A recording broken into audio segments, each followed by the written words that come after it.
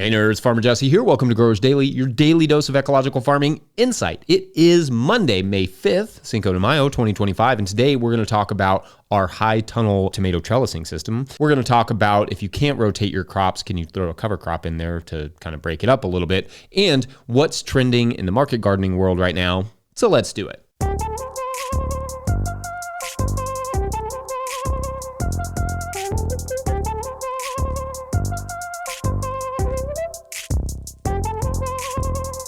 All right, well, happy Monday, everyone. I hope your weekends were lovely. Ours was wet, like very wet. It basically rained every minute of the entire weekend, especially those minutes when we were playing soccer / coaching soccer. Definitely among the wettest, if not just the straight up the wettest spring I've been through.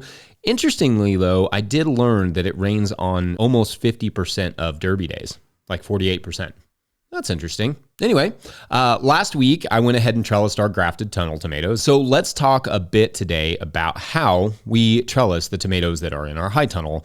Technically, this is something you could do outside with a tall enough trellis wire, but we do it in our high tunnel and generally reserve the Florida weave for the field. That is basically using a string to hold tomatoes up, which I will discuss another time. Anyway, I did a whole tomato trellising video at one point on which options are out there, and I will link that in the show notes if you're interested. But the system we've been using for the last few years is called the QLIPR system, QLIPR. And what it is an elongated metal hook that you hang above the vines. And if you're watching on YouTube, you can kind of see what this looks like.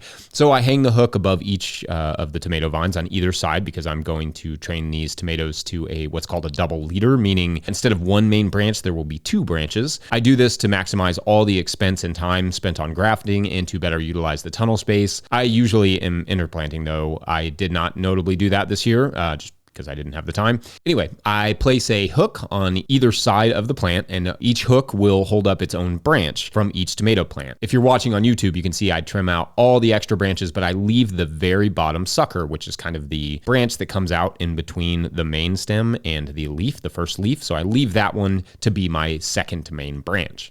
So yeah, again, I place a hook on either side of the plant and each hook will hold up its own branch. However, there is a time before the plant reaches the hooks, which are notably 72 inches long, so not long enough to reach the ground where the tomato plants are hanging out. But especially since they are grafted tomatoes, I cannot have the top part, the scion, rooting into the ground, so it can't lay on the ground. I have to keep them up off the ground somehow. So what I do is I tie a string from the trellis to the plant on each side. The string will help me to guide the tomato up to the steel hook. I'll just have to wind the plant around the string as it grows until it gets up there. Then once it's up there at the metal hook, I will switch to the QLIPR clips, which are metal clips with like foam in the middle that are not my favorite thing, if I'm being honest. They're not the most functional, but basically they squeeze the tomato plant and then hook onto the actual metal rod, and that holds the whole tomato plant up. And you just need like 2 of them per plant, which is nice because other systems use like dozens of those little plastic clips, which are, not the most environmentally friendly thing. Then anyway, once the tomato has reached the metal part, then you can just kind of clip that string off and just use 2 clips for the rest of the season. When the tomato plant gets to the top of the trellis, you take the bottom clip off, move the plant down physically, like just kind of scoot it down, keeping the top clip on. Then you reclip the new growth back like a sort of bizarre horticultural leapfrog. Then you move the hook down the line and basically lower and lean the plant down, conveniently called the lower and lean system. So you literally take the giant hook off and you move it down a few inches or a few feet, depending on how tall the plant is, and then you set it back on the wire, and the plant ultimately just ends up leaning over. This is how you get high tunnel tomatoes that produce until, like the late fall and are like 30 feet long. Now, pruning them to make sure they don't become a mess is another story, and we'll talk about that when we really start getting into that in June. But yeah, feeling good having our tomato plants up off the ground now and ready to begin their long climb to deliciousness. Now, if we have some wild cold snap come through, not likely, at least not looking at the radar, but not impossible, I would have to take all the hooks off and throw some row cover over top of the tomatoes. That would not be ideal, but all I see in the forecast is a few nights in the 40s, which probably means we're good to go. So no late frost this year, game on. Anyway, questions or thoughts on that system? Did it make sense? I mean, if you're listening on a podcast, it may be harder than if you were just watching it on YouTube, but let me know. We're going to take a quick break, and when we come back, can you plant the same crop in the same place if you use a cover crop between them? BRB. Today's episode is brought to you by FarmRaise. Still using QuickBooks for your farm's bookkeeping? You're wasting time and losing money. Farm finances can be overwhelming, but they don't have to be. Farm Raised Tracks is the all-in-one tool built just for farmers. Manage expenses, prep for taxes, run payroll, and plan for the future without spreadsheets or stress. Just clear, organized insights to keep your operation thriving. Thousands of farmers trust Tracks to make smart financial decisions all year long. It's time you did too. Use code NOTIL20, that's all caps, no spaces, NOTIL20 for 20% off the life of your membership at farmraise.com. All right, back to the show. If you, the listener, are enjoying this content, getting even a small amount of value from it, consider supporting our work over at patreon.com/no-till-growers. I will try to get to questions from everywhere that questions come in, but I will always get to your Patreon questions. Now, today's Patreon question comes from Patreon member Bill Marshall, who writes, quote, Farmer Jesse, in at least one of your videos, you address crop rotation, mentioning several academic studies that examined the effects of specific rotations and the efficacy of them. My questions regard cover crops in relation to planting a subsequent crop intended for harvest. A specific example, I planted potatoes in a few beds in spring 2024. The 2025 plan is to transplant another nightshade, in my case tomatoes, into last year's potato beds. However, after I removed the potatoes last summer, I added my homemade compost to the beds, and presently I planted a diverse cover crop blend of at least 6 species, turnip, mustard, oats, a few others. Those cover crops mostly winter killed. Does that intervening cover crop reduce any risks to the tomatoes? If so, which ones?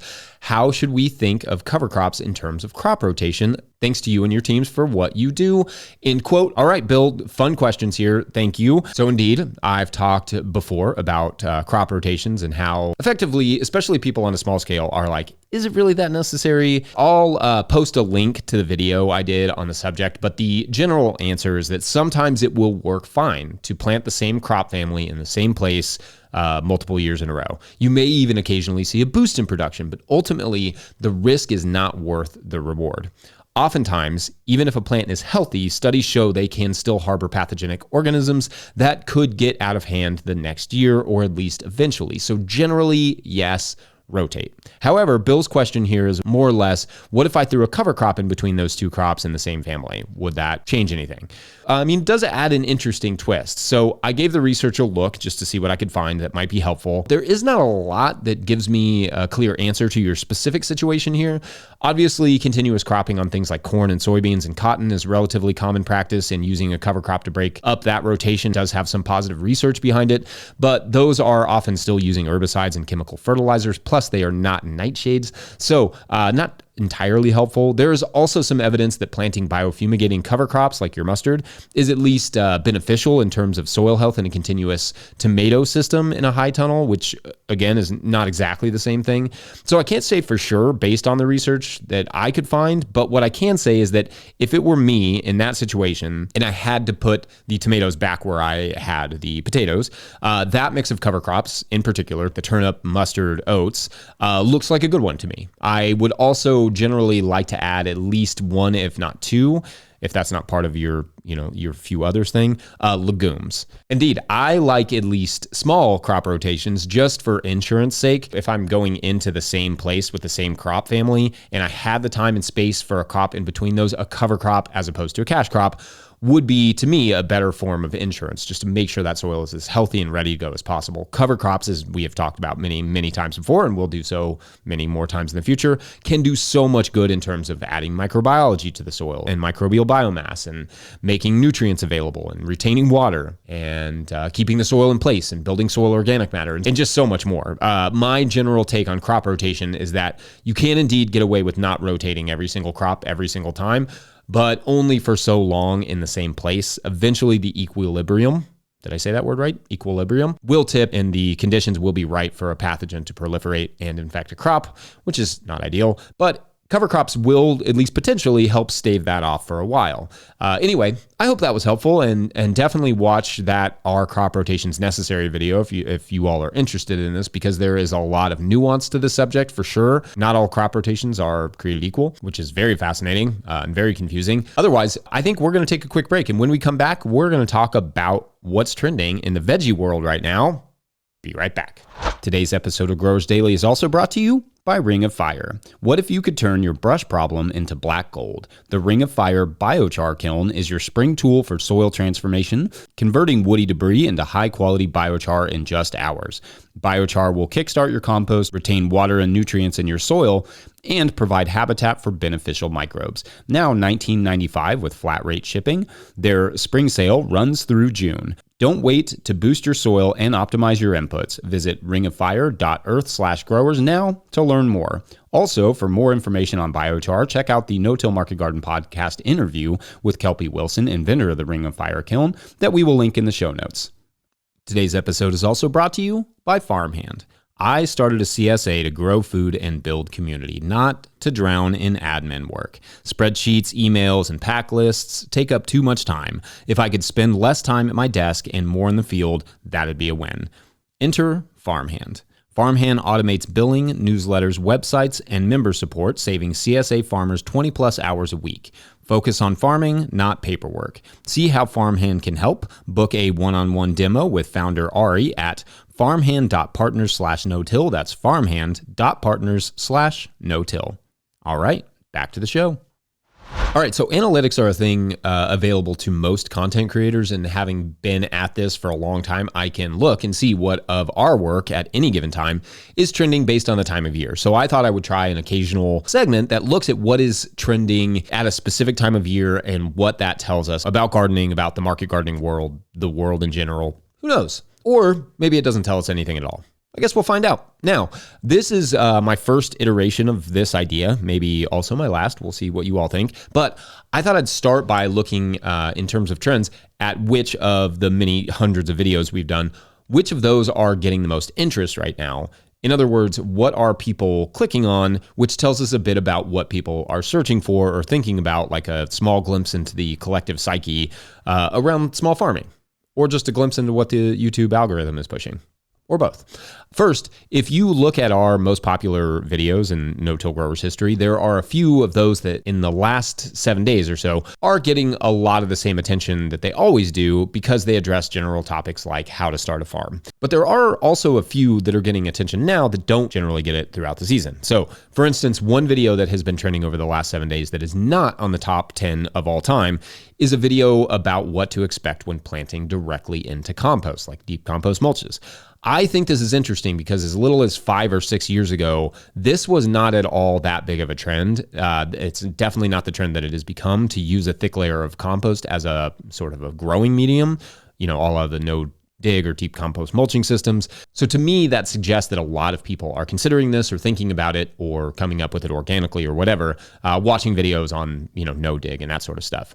Another video that is in the top 10, if you remove the recent uploads of Growers Daily, which skew the results a bit, certainly, is the video I actually mentioned at the top about tomato trellising. This makes sense to me because as people are planting tomatoes or are about to, trellises are on the brain. In thinking about this, I think of that video that my buddy Josh Satin made several years ago called Trellis to Make You Jealous, which is inarguably one of the best video titles of all time and currently has like 3.7 million views. And I'm sure it is also likewise blowing up again at the moment, as again, people are probably wondering how to keep their tomatoes off the ground once they plant them. Now, I should say that our top 3 or 4 videos in a month are always the same. Number one is almost always how to start a small farm, followed by how the pros start gardens, about how to go from pasture into production. Then the mulch breakdown video that we did or the soil amending simplified video. This seems like a reasonable group to me, how to break into soil, how to break into the market garden business, how to keep both of those things going. It makes sense that a lot of people would have a lot of questions about those things in particular, and that content would garner a lot of interest. That soil amending simplified video has always had a lot of interest, and I think a big part of that, or something I gleaned from that, is that soil amending is one of those confounding subjects that is indeed hard to understand and needs simplifying. Even in the comments of that video, though, people are basically like, Jesse, this is still not simple enough. That to me is a perennial challenge for my work, how to make soil management something that anyone can understand, because soil is so dynamic that that's a really hard topic to tackle in a general way. This is why I'm always deferring more to compost than specific rock minerals or anything like that, because compost is one of the few amendments that is more or less universally okay to put on most soil within reason. I don't know. That's kind of what I'm seeing. I hope that was at least a little bit interesting or helpful or both. both. I definitely think it's interesting to see what people are thinking about, and sometimes that guides what we make, and sometimes it makes me wonder what else people have questions about that we haven't covered and need covering. So let us know. What videos or podcasts are you not finding? Otherwise, I'm going to wrap it up there for this Monday. Don't forget, we are here at No-Till Growers officially a 501c3, so donations are tax deductible and greatly appreciated. You can learn more about how to do that in the show notes. Please make sure to like and subscribe and or follow wherever you're getting this podcast. That's an easy way to help us out. Enormous thank you to all of our show sponsors. And if you'd ever like to sponsor the show, you can reach out to Farmer Michelle at no-tillgrowers.com. Huge shouts to Willie Breeding for the theme music, Mike Hilbert for the production help and editing, and the team at No-Till Growers for their support as well. Also, shouts to Epidemic Sound for the background music that you can hear. Pick up a copy of the Living Soil Handbook of the Seed Farmer at no-tillgrowers.com to support our work. Big thank you to everyone over at patreon.com/no-tillgrowers, where at a certain level, or if you just bump up from one level to another, or you sign up in the month of May, you get a shout out on the show. So big shout outs today to, who we got? Kate Maudsley. That's a good name. Shouts to Kate for getting a story started this week. This makes me think this story has to take place in like somewhere in rural England, maybe farming the hillsides there in like North Yorkshire, hanging out with like James Herriot. You know, he would stop by and check, you know, on Kate's sheep and would hang out and, you know, talk about veterinarian stuff. But anyway, this was all like back in the 1950s and it's like post-war, so and all that. So things are starting to recover. There's a little bit of hope in the air. But one day while Kate is out tending the sheep, there's this, you know, Kate is up on this hillside and there's this giant flash that comes across the sky, right? Like just blinding flash, lightning, loud, all this stuff. And it came out of nowhere. There was no sky. There was no, you know, real clouds in the sky. And Kate notices, like after a second of being blind, when Kate's vision kind of returns, Kate notices there are a group of people standing in Kate's garden with like weird objects in their hand, and they're kind of talking frantically, and Kate has no idea what's going on. And that's where this week's story begins. Anyway, we'll return to it on Tuesday. That's tomorrow. That will be the 6th of Tuesday, which isn't quite as exciting as the 5th. I bet for somebody. Anyway, thanks for watching and or listening. We will see you tomorrow. Bye.